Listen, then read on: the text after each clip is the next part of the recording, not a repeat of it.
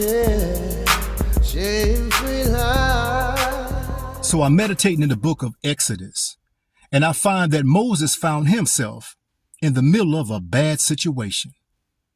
Here was Moses and the Israelites being pursued by their enemies, the Egyptians, to either take them back into slavery or to just murder every one of them on the beach. A stressed out situation. And if that wasn't bad enough, behind them was an impossible situation that they couldn't cross over. It was a Red Sea. So they had to pick their poison.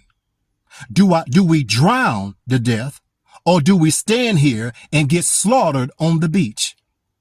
And everybody began to cry out to God, and God basically said, listen, I don't know why y'all crying out to me. Moses, I want you to use what's in your hands. I have given you something that I want you to use to get you out of this situation. What's in your hands has history, but what's in your hands also has a legacy. So Moses had the unmitigated gall, the audacity, to take what was in his hand and stretch it out over this impossible Red Sea. And because of his level of faith, because of him being bold and courageous to do what seemed to be crazy to the natural man, God rode in on his faith and split the Red Sea down the middle, that everyone could walk on dry land. But not the Egyptians. They died in the Red Sea. Now, that's the same rod that Moses had on the backside of the desert when he thought that God had abandoned him, when he thought that God had rejected him, when he had nobody by his side, alone and in despair.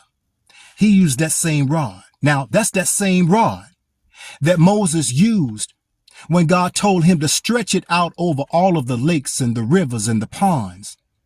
And God began to turn all of the water in Egypt into blood because they were under God's judgment.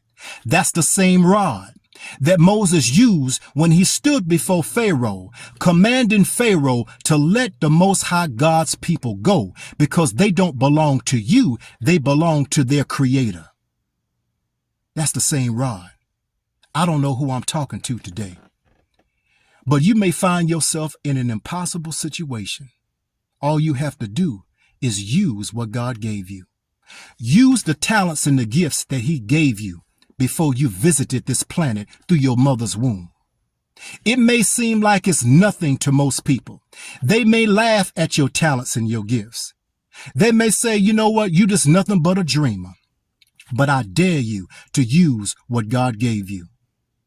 See, when we begin to have the audacity to go against the grain, to use what God gave us, then God can ride in on our faith just like he did with Moses and turn an impossibility into a possibility. And the very thing that you've been praying for, the very thing that you've been hoping for, the very thing that's been keeping you up all night long, I dare you to use what God gave you. It's in your hands.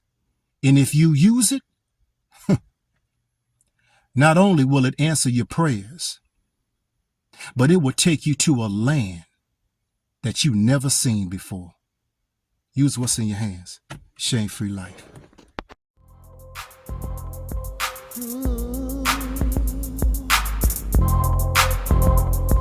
Yeah, shame-free life.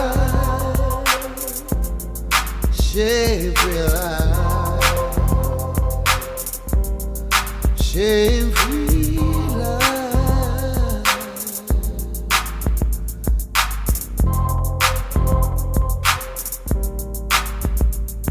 Yeah.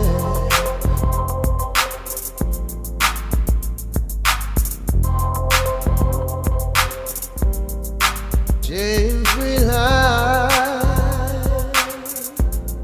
Shame-free life. Shame-free life.